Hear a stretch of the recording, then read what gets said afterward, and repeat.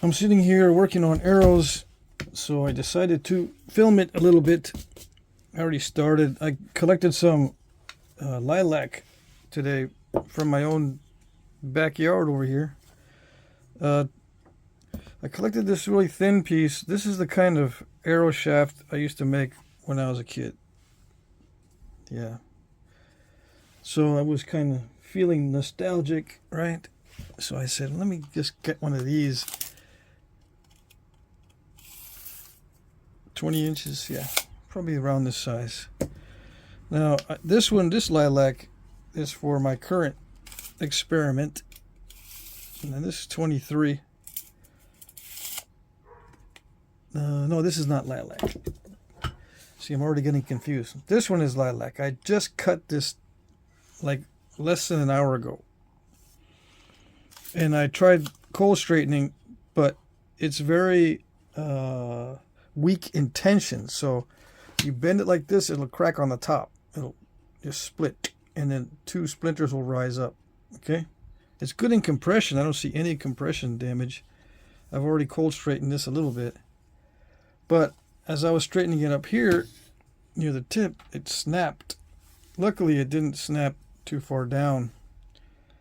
But as you can see, it's got a kink in it right there, and it's not really taking a bend, or not preserving the bend as I'm trying to straighten it. This goes back to it's going back to its original shape quickly. It's not like viburnum where I can pretty much cold straighten and keep it straight. It does. The viburnum does revert back to its original shape, but not as quickly as the lilac. But this one's been sitting in this stack, or this bundle, I mean, since the last video. And yeah, unfortunately, I do have some checking going on the ends, which affects it a little bit. See, it goes down maybe 3/8. So I'm going to have to lose some length off of these. But when that happens, I can just foreshaft them. You know, drill it out,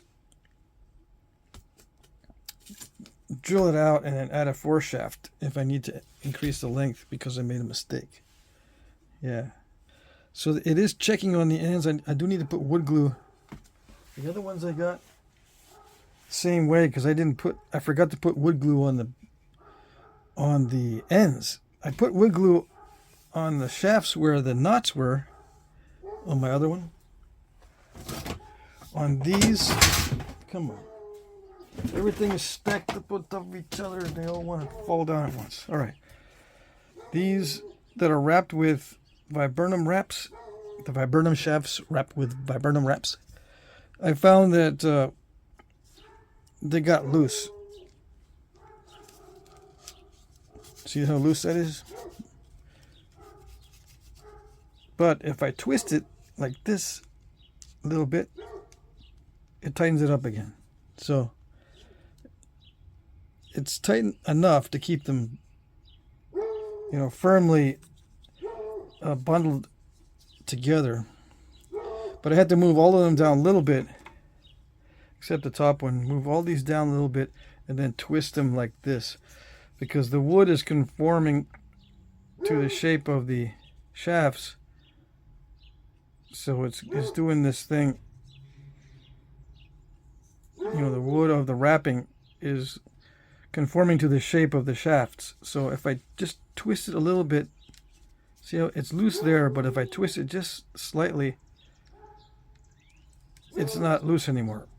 Okay, so that's what I had to do with those. But the ends are checking because I forgot to put wood glue. I bought the wood glue. I went out and bought it, and it's been sitting there since the last video. But for some reason, I didn't do it. I'm going to have to do it today and take up some auction time to do it. Yeah, I'm not going to be working on auction arrowheads. I'll be working on arrow shafts for my experimentations coming up. Anyway, this one is the viburnum. Yeah, luckily the bark, it has dried a little bit, but it's not difficult to peel off. All right, so this next step is to unwrap. You know, I mark them. This is where I got them. I didn't put the exact date, which is a bummer, but oh well, I can figure that out from the video. And put the exact date on these. Why is the exact date important? Because it helps me keep them separated from other ones that I collect in the same month. Okay, so these were cold straightened and then bundled. But next step is to, you know, they're bundled for a week or two. I don't know what it is, but it's good to keep them bundled for a week or so to let them kind of settle in with the first straightening, and then do the second straightening, and then rebundle them and let them dry out almost completely.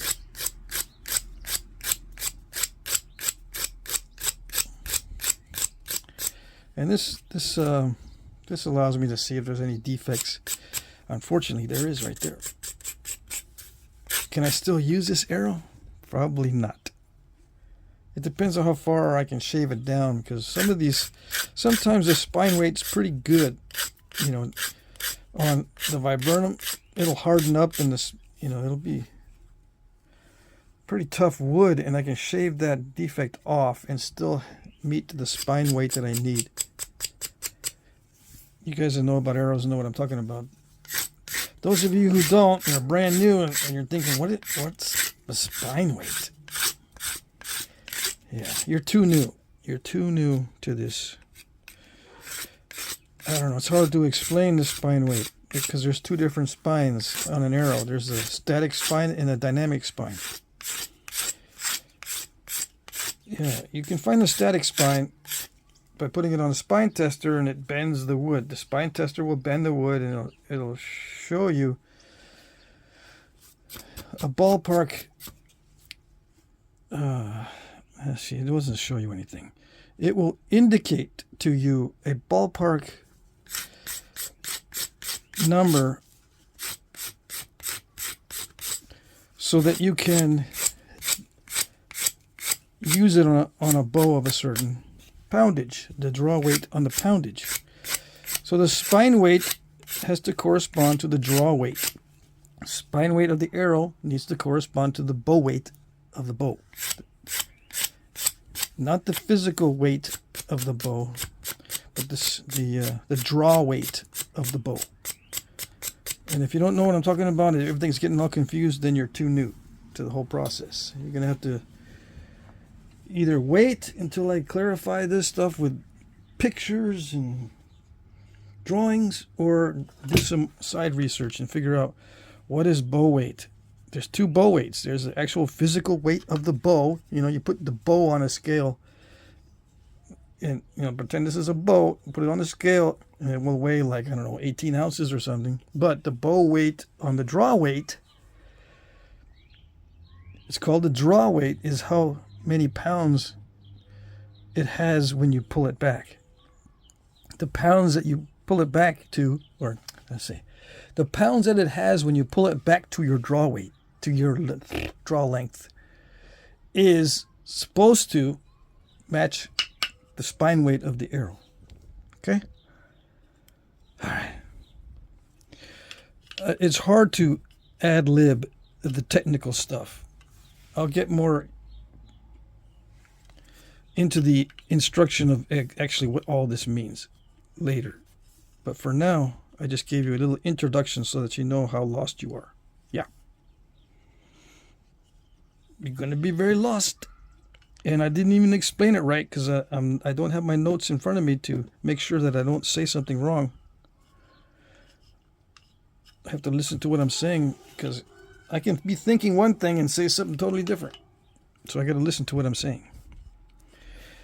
And yeah, there's what I'm doing here. Let's change the subject. What I'm doing here is I'm doing the second straightening. Straightening number 2. Cold straightening. There's no heat involved in this. I'm not going to use heat until it dries out completely. If I wanted to use heat, I would use steam on these when they're green. Because the rule is wet heat on wet wood, dry heat on dry wood. Okay, so steam when it's green, and a fire when it's dry. Okay? Yes, you can use a fire when it's green, but the rule is wet heat on wet wood and dry heat on dry wood. That works best. Okay? So I'm not going to use the steam on these green shoots because I don't need to bend them a whole lot. Now, if I needed to bend them a lot, if I collected some really crooked shafts, yeah, I would get the steam out. The steam apparatus and steam these straight. You know, and then stick them in a form so they stay that way. The only thing I don't like is if you don't do the steaming just right, when it dries out after steaming, they tend to crack. Yeah. So it has to be the right moisture content to steam these things. So it gets more technical. It gets too technical. I'd rather just dry straighten and then, or cold straighten, and then wait till they dry and then heat straighten later. So cold straighten when they're green and heat straighten when they're dry. Yeah. How long does it take to dry? Minimum of 6 months. But don't worry, I'm not going to wait 6 months to do the testing on these. I'm going to put these aside and bring out some other ones of the same size that I've already been drying for 2 years. Okay? All right. But I'm showing you this process to show you the steps. Now, a lot of times I leave some bark on the ends, but I'm not doing it this time because of the wrapping. Why? Because of the wrapping? You missed the first part? Well, because like here, when I use these wood wraps, these wraps are made of viburnum strips. If I've got bark on here, it's difficult to get these wraps to make the jump between the bare wood onto the bark covered wood. See, I'm trying to move it that way to keep it under compression, but it doesn't go past the bark. The bark is too thick. So what ends up happening is that all these ends move a little up this way. Okay? So it's not completely straight. So I'm going to take all the bark off so that when I wrap them again with more wraps that are the wooden type of wraps, the primitive type, the natural material type of wraps, it doesn't mess them up. The thing is, I can't forget to put glue on the ends. Alright, so to repeat and recap, the arrow spine, I'll get into that, how to measure it later, but all you need to do is remember that the arrow spine weight has to match the bow draw weight. Arrow spine weight has to match the bow draw weight. Yeah. For the static spine matching. So you can match the bow. Now, what's the dynamic spine I was talking about earlier? That's when you go and actually shoot the shafts. Or shoot the shoots out of the bow with no fletching on the shafts. At a target that's like 10 feet away. To see if the arrows are actually flying straight. The arrow shafts are actually flying straight. You know, you could have a spine weight that matches your draw weight on your bow, but you put a knock on the shaft and you fire it out of your bow and it goes to one side or the other. When it hits the target, it'll go that way or go that way or it'll go in straight. At 10 feet away, you shoot it out of your bow, you put a little point on it. You can just carve a little point, carve a little knock, shoot it out of the bow. It should stick in the target perfectly straight. But sometimes it goes that way, and sometimes it goes that way. And it means different things. I think if it goes this way like that, the arrow's too stiff. If it goes like that, it's too loose. That's what I'm thinking. It could be the other way around. But anyway, that's a dynamic spine. It could be perfectly matched with the spine weight here of the arrow and the draw weight of the bow matched. But if you start, you start firing out of your bow and it gets all wonky like this, they start sticking in a weird way, they're not matched yet. You got to figure out what the dynamic spine needs to be.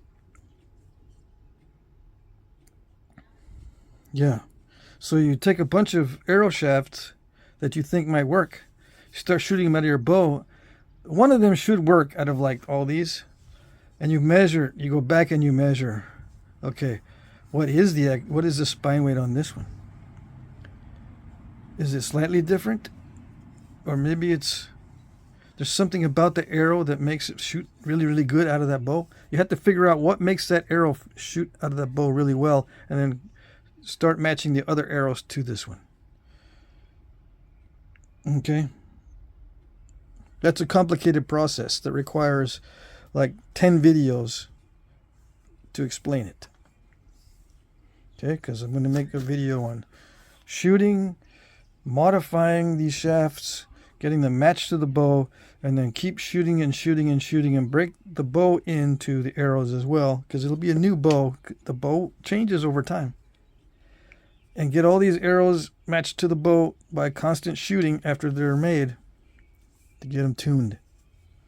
And yeah, they'll get out of tune also. So you got to shoot them over a period of, several weeks just to get them perfectly tuned, if that's what you're after. This is mainly for relatively long range shooting. You need them very accurate.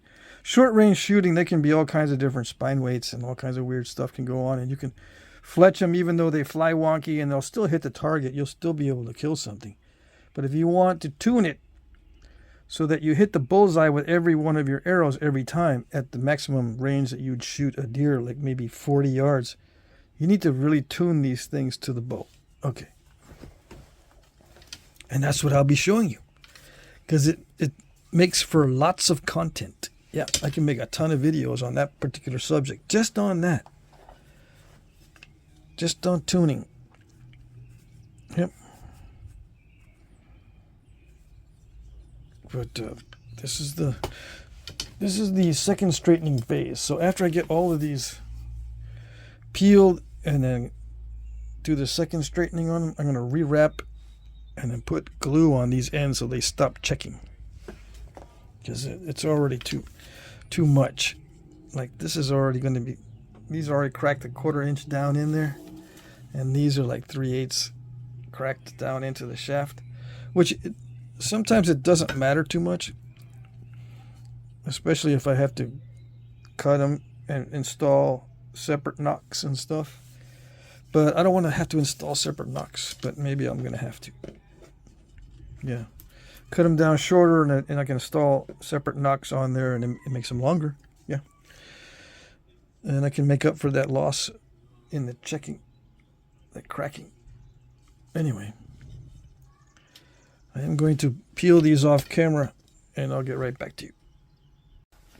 All right, I'm down to my last one. Let me peel this and then cold straighten.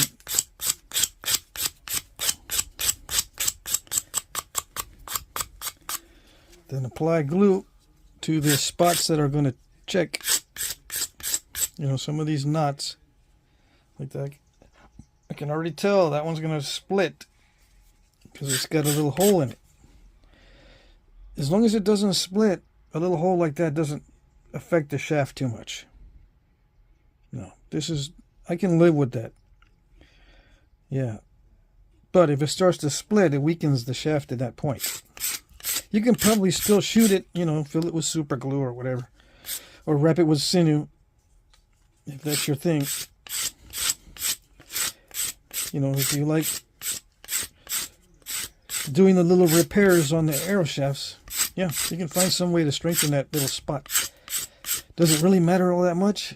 No, not for survival arrows or whatever. That's fine. They can even be cracked in emergency. But just like in Flintknapping, if you want a perfect projectile point or arrowhead, you got to do everything perfectly. So if you can have a perfect primitive arrow, just like you can have a perfect flint knapped arrowhead, but you know, you can get by with less. Yes, I'm going to show you how to get as close to the perfection as I can tolerate. Yeah, just like in the flint knapping stuff. Okay, so I'll get this in the viewfinder. I'll straighten this in the viewfinder. See how crooked that was?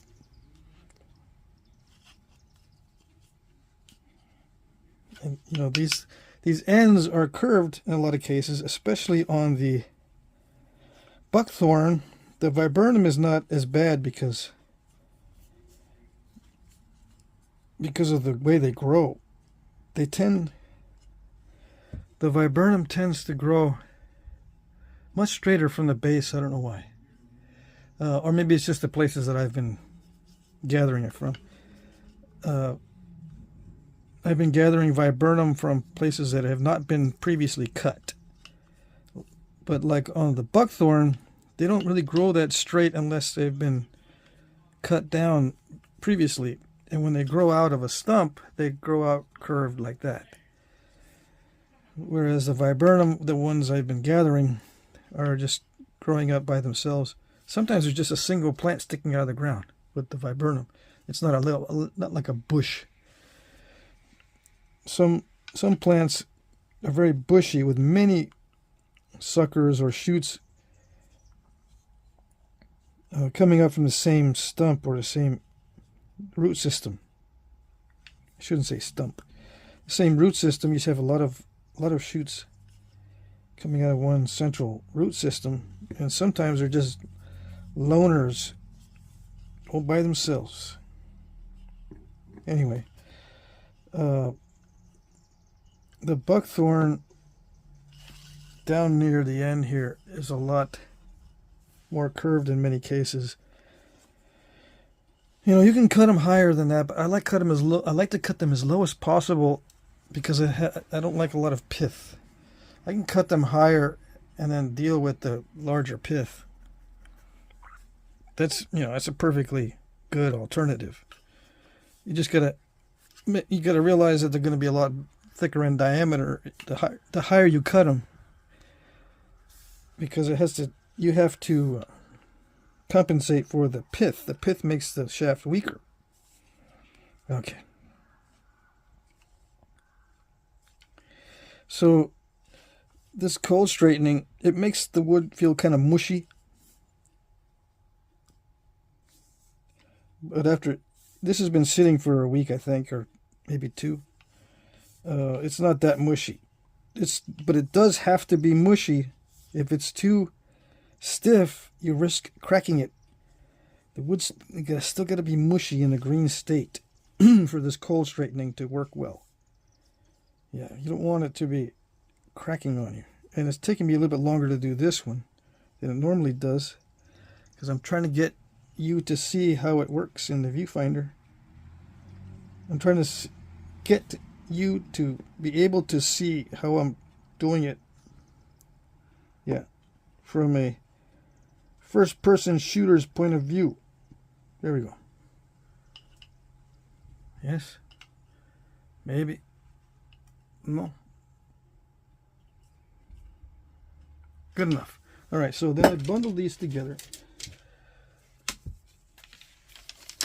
Make sure all the thick ends are on one side and all the thin ends are on the other.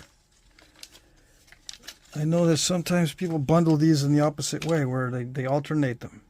No, you want to keep them all thick on one side and all thin on the other. That way, when you use the wrapping, you can push it down and tighten the wrapping and take advantage of the natural taper. So this is a lilac I collected. Today's April 4th. It's very similar looking to the other ones. And the gluing, covering all this, the vulnerable areas, this takes some time, but all you got to do is apply a little bit of glue. Make sure there's a good coat on there.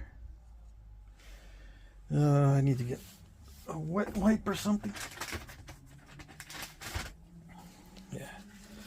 Anyway, I go through all these, everywhere where there's knots on this viburnum, because you never know. Most of these knots will never crack, but just in case, I put the glue on all the areas where there's knots.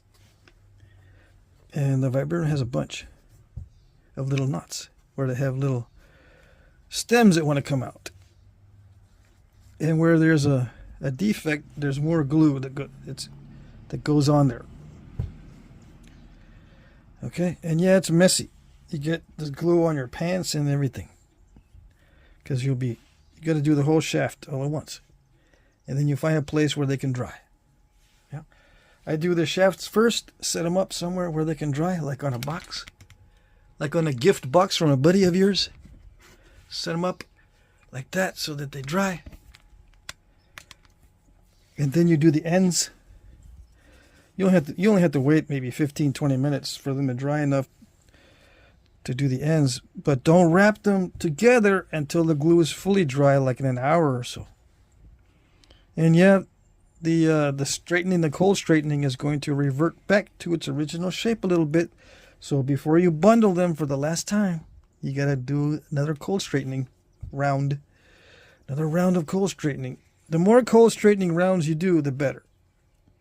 Every time it seems like they're getting out of whack, do another little cold straightening. Get them back into shape.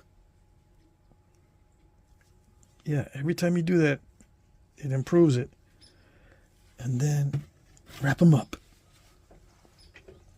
Make sure the wrapping's tight. I'm going to use elastic bands on these because I don't want no problems.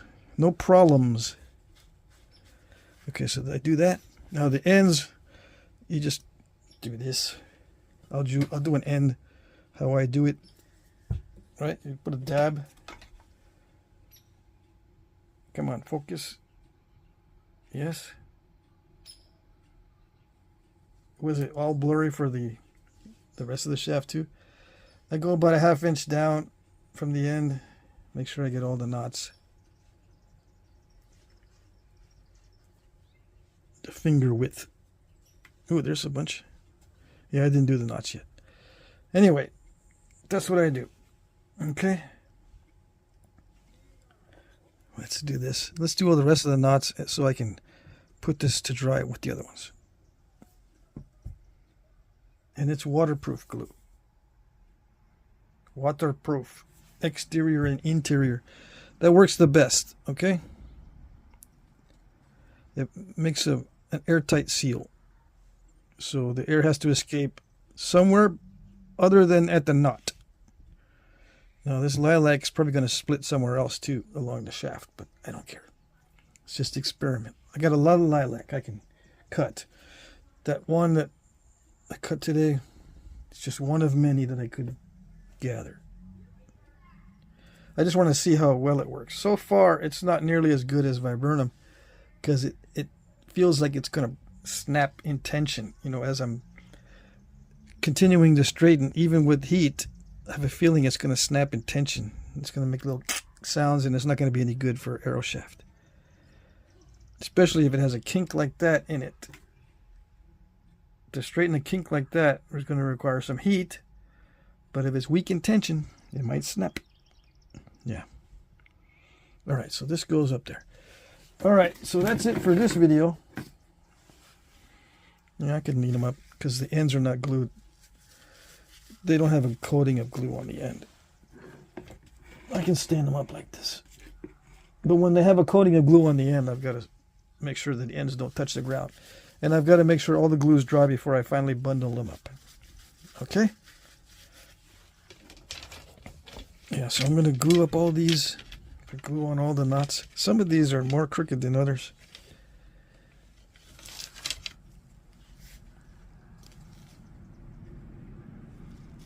Yeah, they revert back sometimes really fast. Sometimes they don't. But all this stuff gets weeded out eventually. The bad ones will get weeded out. There's big knots on this one, so I don't know if this will work out, but I'm going to shave it down a lot. This one's much thicker than the other one, so I'm going to keep it, see what happens. Those knots may minimize after I sand it down. Yeah, I sand off all these bumps and knots. Yeah. Even though the grain is violated when I sand these down, it's not that bad. The grain violations are not that bad on the shoots like this. Okay? Now, if you're worried about the grain violations, you can leave the lumps in. It doesn't really affect the arrow too much as long as it's not rubbing against the bow a lot. Yeah, some bows, when you shoot them, the arrows really hit the side of the bow. And it makes a big noise if they're not perfectly straight and smooth. It all depends on your bow. Okay. Alright, so yeah, I'll glue these. I'll put glue on these off camera and wrap them up. How do I wrap them up? It's just, I'll show you real quick. With the elastic bands, I just do this. I think there's like 5 or 6, 7 wraps. 3, 4, 5, 6, 7, and then it depends on the size of the rubber bands you have, and then you just move them all the way down to the end. Okay, you don't leave them up there, you move them down so it's really, really tight. Okay, same with all the other wraps. You start up here and you go down, even with the elastic bands, and the last one will be up here. But these are the easiest part to keep straight, so it doesn't have, this wrap up here doesn't have to be all that tight. It's just this one has to be the tightest, the one on the thickest part, because those thick ends, they will move and they will be sneaky. Even though you wrap it super, super tight, sometimes I put a double wrap here. You know, do another one and bring it all the way down to the end to make sure that these little booger heads down here don't do the little curvy thing or revert back to their curves.